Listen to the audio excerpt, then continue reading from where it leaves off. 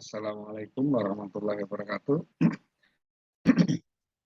Selamat bertemu lagi dengan saya, Arif Nugro, yang pada saat hari ini kita akan membicarakan tentang materi Matematika 1, di mana ini pertemuan yang ketiga kita akan membicarakan masalah tentang fungsi. Nah, apa itu fungsi? Ini fungsi adalah suatu aturan yang menetapkan setiap objek X dalam satu himpunan daerah asal dengan tepat satu nilai Fx dari himpunan kedua atau daerah hasil. Jadi di sini ada namanya daerah asal, yaitu di sini sebagai variabel bebas, dan yang kemudian yang satunya adalah daerah hasil atau yang sering dinamakan dengan variabel terikat. Nah, di sini kita lihat ada daerah asal dan daerah hasil. Yang sering kita namakan daerah asal adalah domain dan daerah hasil adalah kodomain. Nah, di dalam simbol matematika sering kita tuliskan daerah asal itu dengan X, kemudian daerah hasil itu adalah Fx atau Y. Sehingga kita lihat di sini relasi fungsi itu X akan menjadi Fx atau Y. Nah, fungsi itu dinyatakan dalam persamaan matematis ini ya, Y sama dengan Fx, di mana X itu adalah variabel bebas dan Y adalah variabel tak bebas atau variabel terikat. Kenapa dinamakan terikat? Karena nilai Y tergantung dari nilai dari variabel bebas X. Nah, kemudian di dalam penggambarannya sering dinyatakan fungsi itu dalam bentuk grafik atau grafik fungsi Y sama dengan Fx, yaitu himpunan semua titik XY di R kuadrat sedemikian rupa sehingga XY merupakan pasangan bilangan dari yang berpasangan. Nah, sifat fungsi itu ada 4, ada surjektif yaitu kepada, kemudian ada into ke dalam, injektif itu satu-satu, dan bijektif itu berpasangan. Kalau Anda lihat di situ ada A ke B. Artinya kalau surjektif, tiap elemen di B punya pasangan di A. Tiap elemen di B punya pasangan di A. Anda lihat di sini. Kalau kita lihat, saya pindah dulu ke atas saja. Nah, kalau kita lihat dari A ke E, B ke E, dan F, C ke G. Tiap elemen B itu mempunyai pasangan di A. Tetapi Anda lihat di sini, ini adalah surjektif atau kepada. Kalau into ke dalam, ada elemen di B yang tidak punya pasangan di A. Anda lihat di sini, ini A, B, C. Ini semua memiliki, tetapi di E, F, G itu tidak semua memiliki pasangan di di domain. Ini adalah into. Tetapi kalau injektif satu-satu, itu artinya tiap elemen di B punya pasangan tepat satu di A. Artinya, tapi belum tentu semua di A ini ada pasangannya. Tetapi B itu punya pasangan semuanya. Nah, kalau yang satu lagi itu adalah bijektif atau pasangan. Ini tiap elemen di B berpasangan satu-satu dengan A. Anda lihat di sini, A, E, B, F, dan C, G. Nah, ini. Nah, kalau dengan melihat itu, manakah dari definisi ini ya, fungsi itu setiap X, ya, setiap X itu domain X punya hanya satu pasangan dari kodomain. Jadi setiap X sebagai domain punya satu pasangan dari kodomain. Jadi kalau kita lihat mana yang disebut fungsi, ini X punya pasangan di yang gambar A itu adalah setiap X itu punya pasangan di Y. B juga.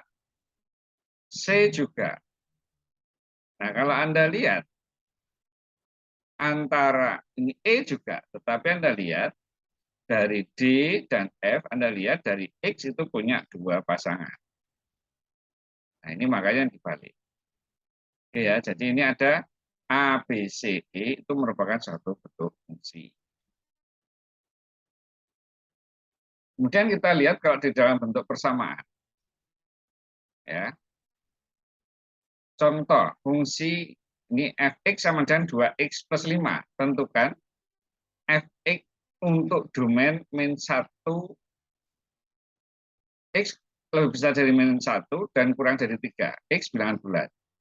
Kemudian tentukan juga range-nya. Range itu berarti daerah hasilnya. Ini fx-nya ya, fx-nya berapa?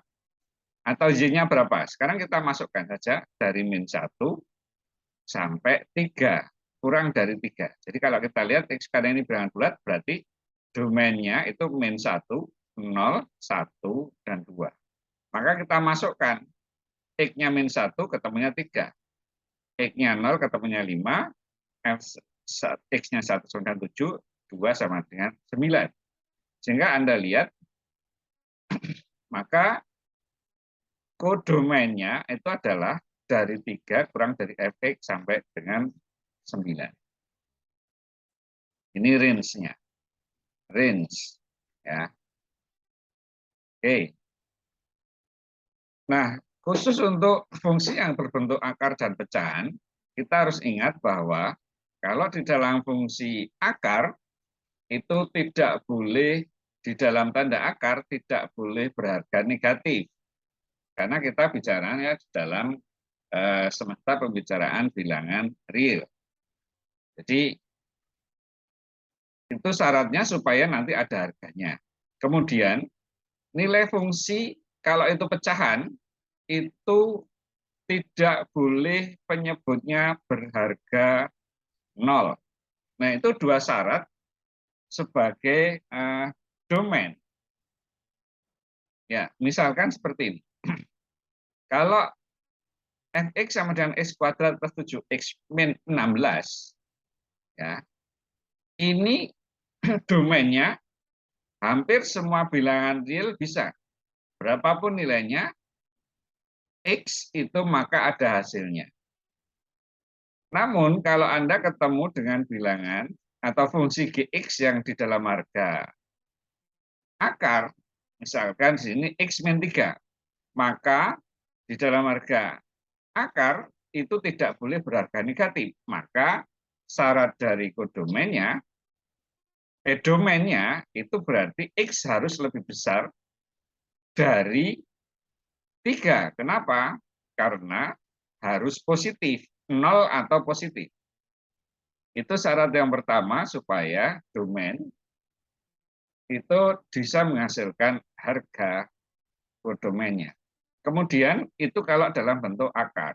Kalau dalam bentuk pecahan, kalau kita lihat di sini, ini bagian bawah penyebutnya harus lebih besar atau tidak boleh sama dengan 0. Tidak boleh sama dengan 0.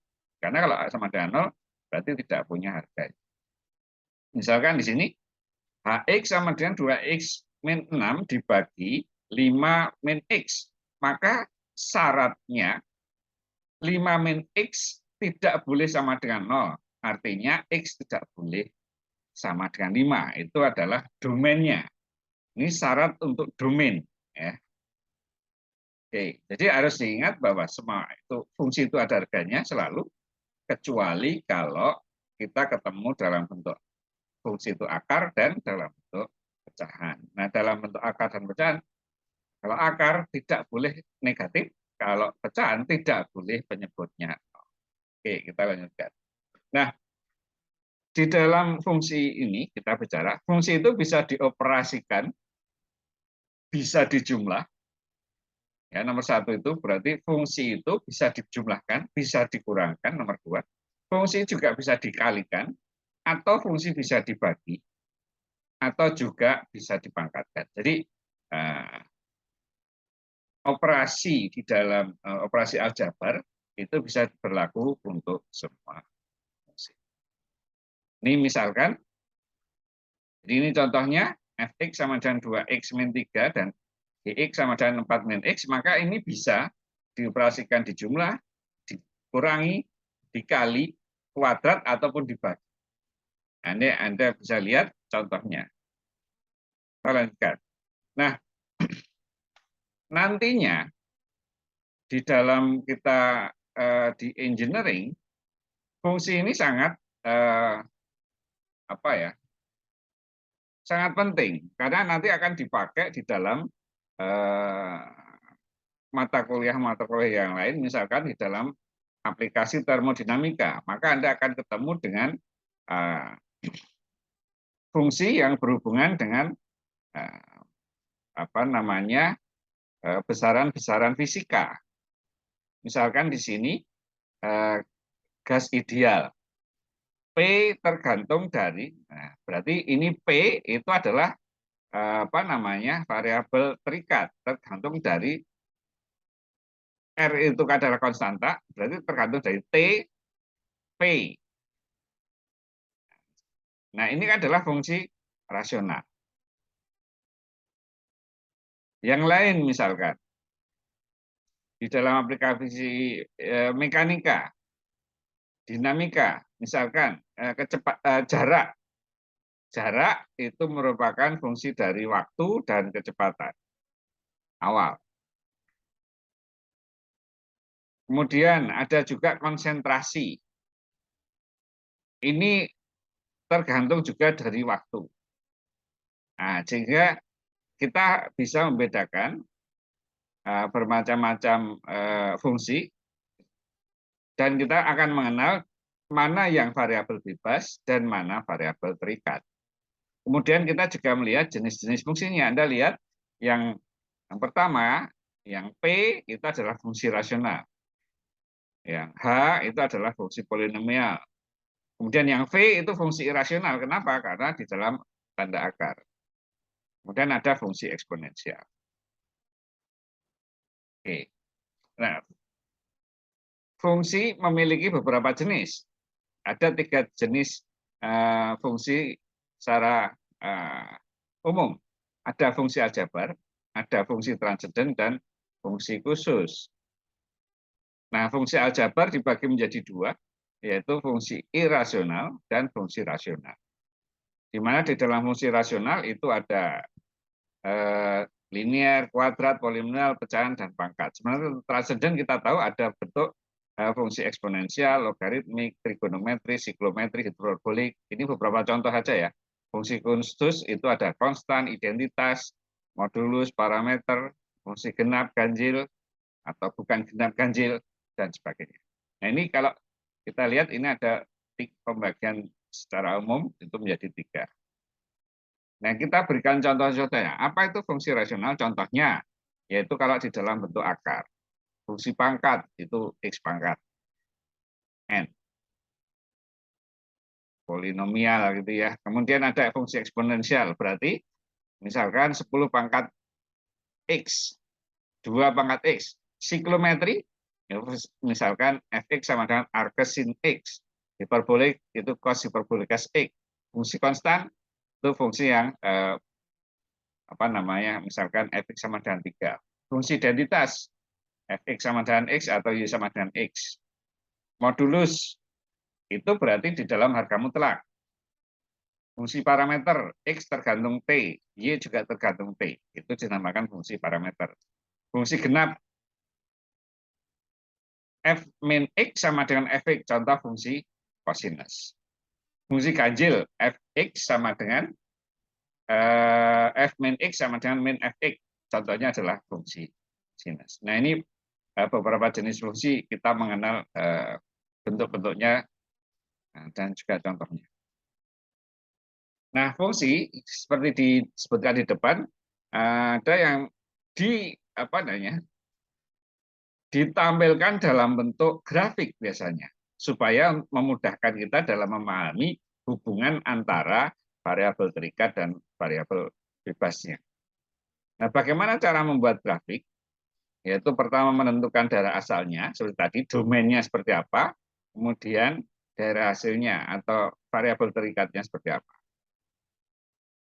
Kemudian tentukan titik potong masing-masing dengan sumbu koordinat, kemudian buat diagram pancarnya atau skaternya, titik-titiknya, tentukan titik-titiknya yang berpotongan tadi, kemudian hubungkan. Jadi kalau kita lihat di sini ada daerah asal, daerah hasil. Contohnya misalkan buat sketsa grafik kubik Y sama dengan 4X pangkat 3 min 8X kuadrat min 15X plus 9 pada interval X min 2 dan X min 3 sama dengan 3. Kita tentukan daerah asalnya dulu. Kemudian dengan menggunakan persamaan itu, kita akan dapatkan hasil Y-nya atau kodomennya. Nah, kemudian titik-titik itu digambarkan, baru kemudian dihubungkan. Nah, itulah maka kita akan mendapatkan grafik fungsi itu. Ada namanya fungsi rasional. Bagaimana kita menggambarkan fungsi rasional? Fungsi rasional namanya fungsi rasional, artinya rasio. Rasio itu perbandingan atau pembagian dari dua fungsi, fx sama dengan px per qx. Nah, ini syaratnya qx tidak boleh sama dengan 0. Ya. Karena kalau 0, maka di sini Anda lihat ada titik di mana diskontinuitas, ada yang ke bawah dan ada yang ke atas di grafiknya. Di X sama dengan min 2 dan X sama dengan 3, Anda lihat dari kanan itu akan naik, sementara dari kiri itu akan turun. Maka terjadi diskontinuitas. Nah, ini fungsi rasional biasanya akan di titik-titik tertentu itu bisa mendapatkan titik diskontinu. Tergantung dari jenis fungsinya. Fungsi irasional kita tahu dia dalam operasi akar, maka akan Anda itulah fungsi irasional. Nah, di dalam fungsi irasional maka ada titik-titik di mana itu tidak boleh berharga negatif di dalam akar itu. Maka di situ akan ada batasnya. Jadi di situ akan Anda lihat di sini dia di min 2 dan 6 ini kemudian tidak akan diteruskan. Kenapa? Karena pada waktu harga ini kurang dari min 2 dan lebih besar dari 6, ini akan menghasilkan negatif. Kemudian apa namanya? Oleh karena itu ini dibatasi di situ. Nanti Anda juga akan ketemu dengan fungsi dengan banyak persamaan. Jadi tidak hanya satu persamaan saja. Jadi Anda lihat di sini, ini fx sama dengan 2x plus 1 untuk daerah asal x kurang dari min atau sama dengan min 1. Fx sama dengan 1 plus 2x min x kuadrat min 1 untuk daerah asal min 1 sampai 2. Kemudian 10 min 3x untuk x lebih besar dari 2. Nah, ini artinya kita membagi menjadi 3 zona. Zona kurang dari min 1, dari min 1 sampai 2, dan di atas 2. Sesuai dengan rumusnya ini. Anda lihat jadi di sini, untuk kurang dari min 1, Y sama dengan 2 plus 2x plus 3. Ini kemudian 1 plus 2x min x kuadrat dan 10 min 3x. Jadi bentuknya akan bisa seperti ini. Ini fungsi dengan modulus tadi dengan nilai mutlak. Kalau Anda lihat dengan nilai mutlak, artinya harganya tidak akan berharga negatif. Fungsi akan senantiasa di atas sumbu X.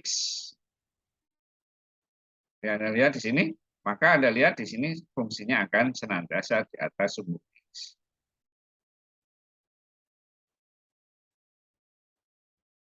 Dan yang apa itu fungsi trigonometri seperti kita ketahui, fungsi yang berhubungan dengan sudut ini. Nah, sudut itu bisa nanti ketemunya adalah Anda ketemu dengan fungsi sin, cos, tangen, kotangen, kosekan, sekan. Yang utamanya adalah sin, cos, tangen. Nah, sin cos ini yang utama karena nanti kalau tangan itu adalah sin per cos. Kotangan sepertangan. Kosekan sepersin dan sekan sepercos. Utamanya adalah Anda berhubungan dengan sudut, kemudian ada sisi depan dan sisi samping, dan sisi miring. Hubungan dari sisi depan, sisi miring, sisi samping, dan sudut itulah yang nanti disampaikan di dalam fungsi trigonometri sin cos tangan itu.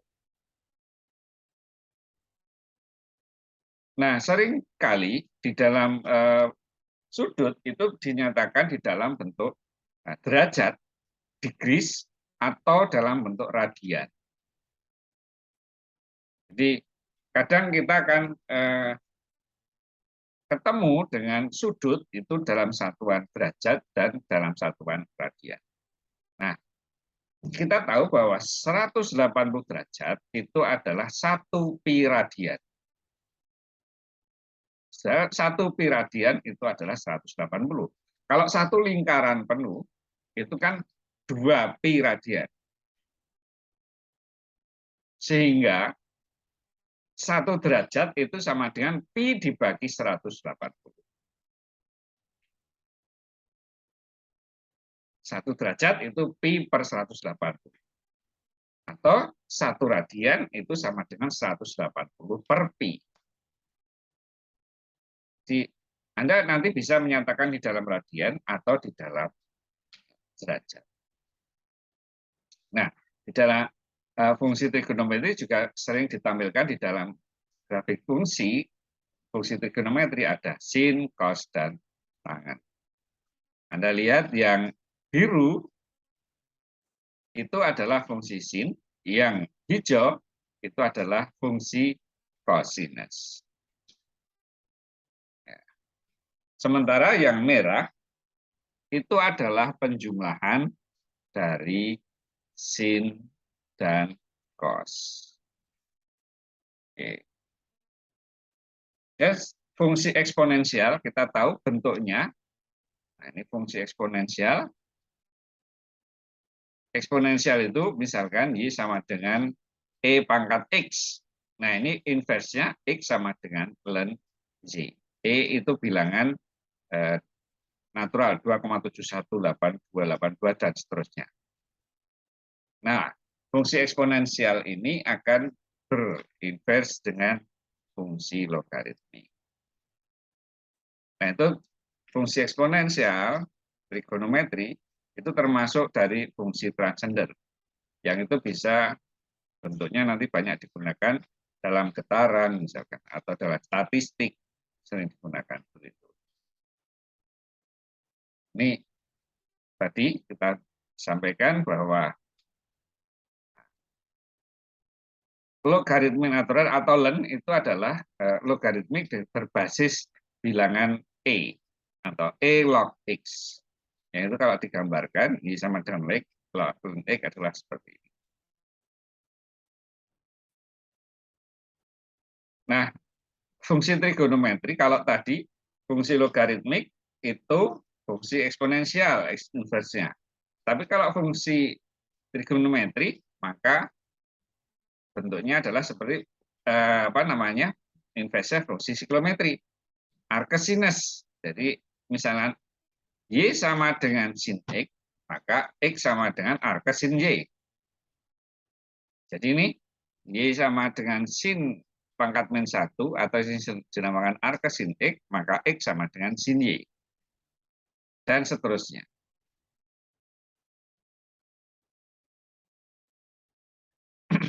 Jadi Anda lihat di dalam penggambarannya, ini Y sin X, maka arcsinus X akan bentuknya seperti ini.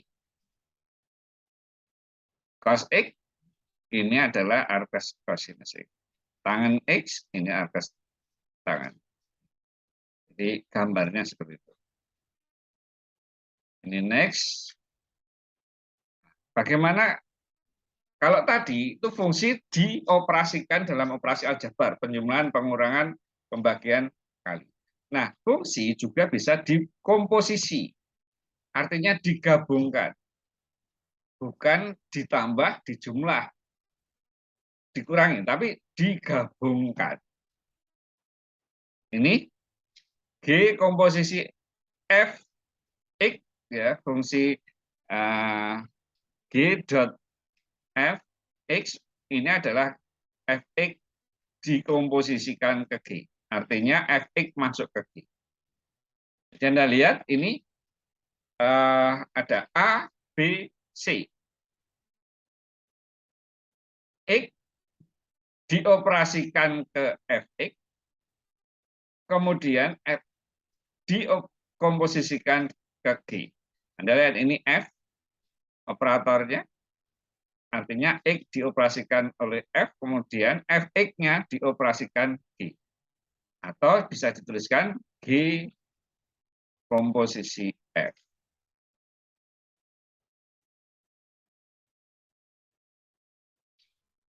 Nah, Anda lihat F dot G ini ber-X itu tidak sama dengan G dot F.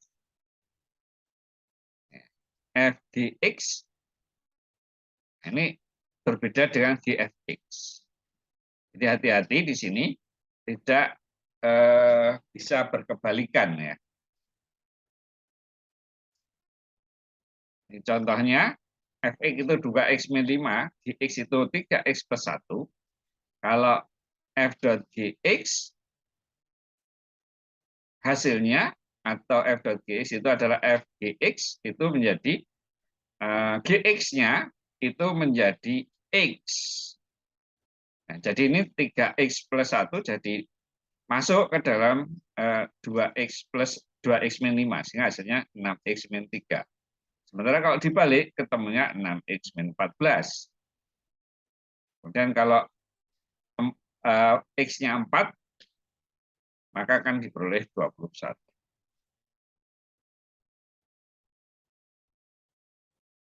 Nah, ini beberapa contoh bagaimana suatu komposisi fungsi itu dioperasikan. Ini beberapa contoh, bisa Anda lihat contohnya secara jelas di PowerPoint yang selengkapnya. Dan yang terakhir adalah inverse fungsi. Inverse fungsi atau f pangkat min 1x atau f inverse x adalah kebalikan dari fungsi fx yang juga merupakan suatu fungsi. Syarat agar suatu fungsi memiliki inverse, fx harus merupakan fungsi yang bijektif, artinya 1 melawan 1. Atau korespondensi 1-1. Kalau fungsinya bukan korespondensi 1-1, maka tidak bisa diinverse.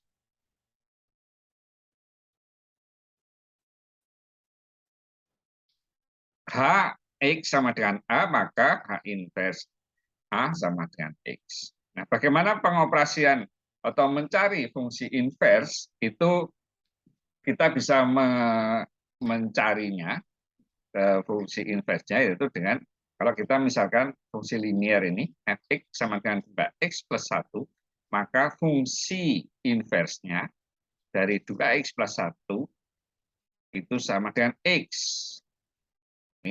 Sehingga ini y sama dengan 2x plus 1, x-nya adalah y min 1 per 2. Sehingga diperoleh f inverse x itu adalah x min 1 per 2. Jadi dibalik saja, ini kan y sama dengan 2x plus 1. Berarti kan ini dibalik saja, y-nya diganti x, x-nya diganti y, sehingga ini x sama dengan 2y plus 1, sehingga x ya, itu bisa ditukar. Anda lihat di sini, ini kan x min 1 per 2. Ini kan diperoleh sebetulnya ini kalau ini 2x plus 1, maka ini x-nya nah, kita pindah saja. Ini kan bisa kita tukar ini. Y sama dengan 2x plus 1, maka ini x sama dengan 2. Ini x sama dengan, berarti ini y min 1 dibagi 2. Nah, Y-nya diganti X. Ini seperti ini. Oke. Kemudian bagaimana fungsi mencari invers dari fungsi pecahan? Caranya sama dengan cara mengubah apa namanya tadi variabelnya ini dirubah menjadi ke dalam bentuk X. Nah, baru kemudian dirubah ke dalam bentuk Y. Baik, apa namanya? Kalau kita lihat ini cara sederhana untuk merubah fungsi menjadi inversnya. Kalau ini rumus mudah ya, fx sama dengan ax plus b, berarti inversnya x min b per a. Kalau pecahan, fx ax plus b dibagi cx plus d, maka inversnya min dx plus b dibagi cx min a, dan seterusnya. Nah, bisa lihat ini bagaimana cara menentukan invers dari fungsi. Baik, mungkin itu saja yang bisa saya sampaikan untuk materi fungsi ini. Kita lanjutkan minggu depan dengan pertemuan materi yang berbeda. Terima kasih. Assalamualaikum warahmatullahi wabarakatuh.